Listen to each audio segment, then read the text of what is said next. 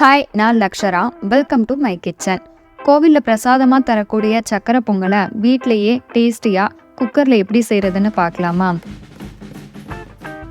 இதுக்கு 1 டம்ளர் அளவு பச்சரிசியை அரை மணி நேரம் தண்ணியில் ஊற வச்சு எடுத்துக்கலாம். ஸ்டவ்வில் ஒரு குக்கரை வச்சுட்டு அதில் அரை டம்ளர் அளவுக்கு பாசிப்பருப்பை சேர்த்து நல்லா வாசனை வர அளவுக்கு வறுத்து எடுத்துக்கலாம். நான் 1 டம்ளர் அரிசிக்கு அரை டம்ளர் அளவு பருப்பு சேர்த்துருக்கேன். பருப்பு கலர் மாறிடக்கூடாது.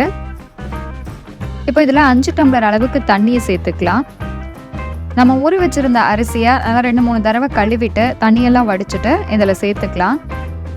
இதை நல்லா கலந்துட்டு மூடி போட்டு மூடி 4ல் இருந்து 5 விசில் வரைக்கும் விட்டு எடுத்துக்கலாம்.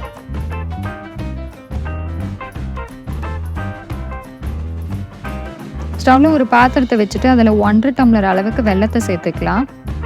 இது கூடவே 3/4 டம்ளர் அளவு தண்ணியை சேர்த்து வெல்லத்தை நல்லா கரைச்சி எடுத்துக்கலாம்.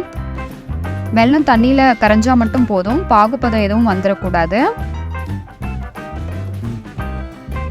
இப்போ நல்லா வெல்லம் தண்ணி கூட மிக்ஸ் ஆகிடுச்சு. இப்போ இதை எடுத்து ஓரமாக வச்சிடலாம். ஸ்டவ்வில் ஒரு பேனை வச்சுட்டு அதில் கொஞ்சமாக நெய்யை சேர்த்துக்கலாம். இதில் நம்மளோட தேவைக்கு ஏற்ப நம்ம திராட்சை முந்திரிகளை சேர்த்துக்கலாம். நான் கருப்பு திராட்சை இதில் சேர்த்துருக்கேன். இதை நல்லா ரோஸ்ட் பண்ணி எடுத்துக்கலாம். இப்போது குக்கரை ஓப்பன் பண்ணி பார்க்கலாம். சாதம் நல்லா குழைவாக வெந்திருக்கு. இதை நம்ம இப்போ கரண்டியால் நல்லா மசிச்சு விட்டுக்கலாம்.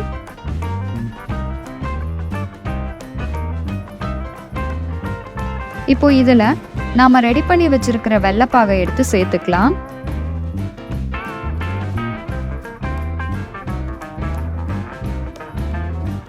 இப்போ இதை நல்லா கலந்து விட்டுட்டு கொதிக்க வைக்கணும்.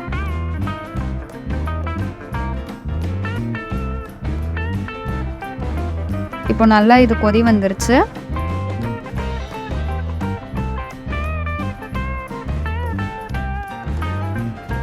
இப்போ இது கூடவே நம்ம ஒரு 3 ஏலக்காவை நல்லா இடித்து சேர்த்துக்கலாம். ஏலக்காய் நல்லா வாசனையை கொடுக்கும். இது கூடவே கொஞ்சமாக நெய்யை சேர்த்து நல்லா கலந்து விட்டுக்கலாம்.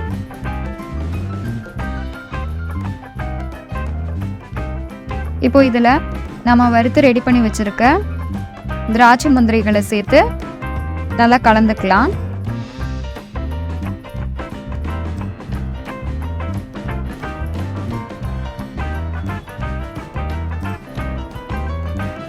இது கூடவே 2 டேபிள் ஸ்பூன் அளவுக்கு துருவின தேங்காவை சேர்த்து நல்லா கலந்துக்கலாம்.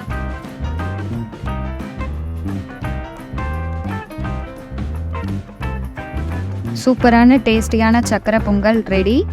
நீங்களும் உங்கள் வீட்டில் இதே மாதிரி ட்ரை பண்ணி பாருங்கள். பிடிச்சிருந்தா லைக் பண்ணுங்கள், ஷேர் பண்ணுங்கள், கமெண்ட் பண்ணுங்கள். மறக்காமல் சப்ஸ்கிரைப் பண்ணுங்கள்.